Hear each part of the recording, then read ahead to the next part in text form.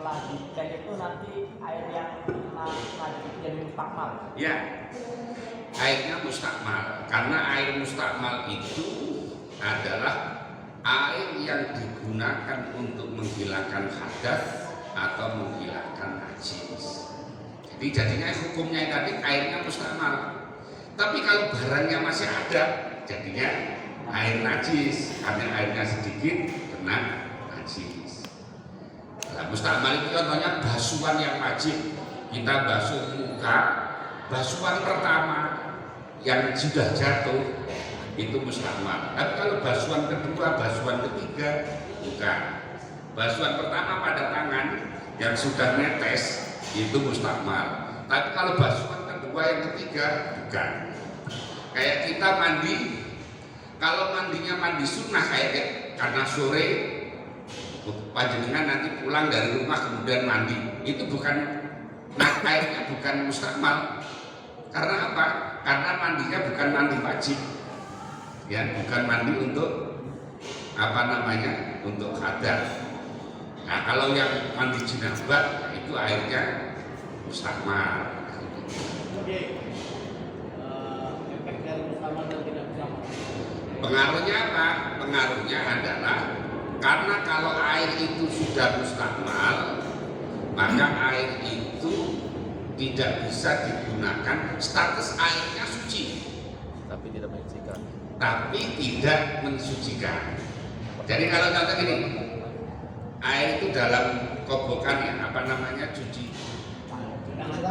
tangan itu, tangan kita ada mau makan kan supaya mungkin ada apa namanya, bakteri-bakteri atau apa, kita masukkan, ini tidak najis, bukan mustakmal airnya, karena tidak menghilangkan najis maupun tidak menghilangkan hadas. Beda kalau tangan kita najis. Ada air kencing. Kalau tangan kita najis, kalau dimasukkan ini, maka jadinya malah najis ini air ini. Tapi cara nyucinya harus diguyur kalau airnya sedikit. Kalau airnya banyak, umpamanya kayak di kolam gede itu, tidak apa-apa. Nah, seperti itu. Nah, air mustakmal kalau banyak, lebih dari 2 kulah dikumpulkan, jadi tohirun mutahhir lagi. Ya. Makanya kemudian biasanya di masjid-masjid itu habis dipakai wudhu itu airnya mengalirnya ke tempat cucian kaki, ya, tempat cucian kaki yang sudah ngumpul di situ, ngumpul banyak.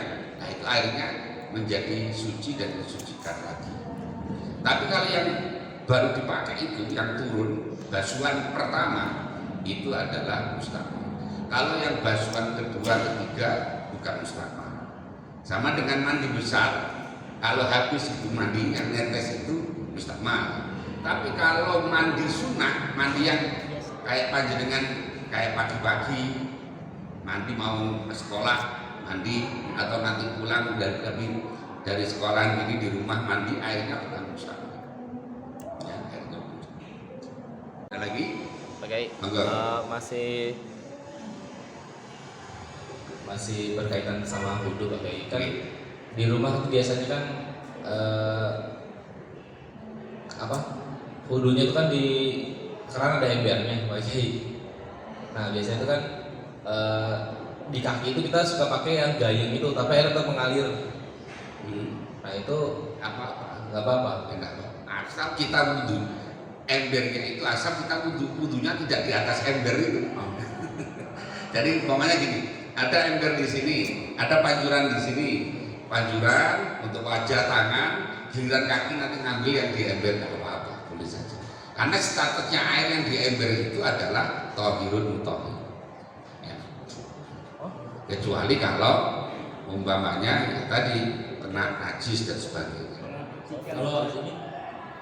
Kalau embernya di bawah keran itu tempat kita wudhu, tapi airnya masih tetap ngalir gitu. Ya tetap tidak boleh. Kalau embernya kecil ya, embernya kecil umpamanya. Kemudian kita wudhu di atasnya, baliknya ke situ. Wudhunya di embernya apa Kiai misalkan? Nah, kalau wudhunya di ember boleh saja, tapi jangan di atasnya. Jadi boleh saja nanti ambil gayung agak jauh, kemudian supaya tidak kembali ke situ. Nah, jadi apa? Tapi kalau langsung di atas, namanya sekarang ada pancuran kecil, ada embernya di situ, kita wudhu di situ. Nah baliknya ini nanti statusnya jadi mustakmal karena tetap airnya kurang dari 2.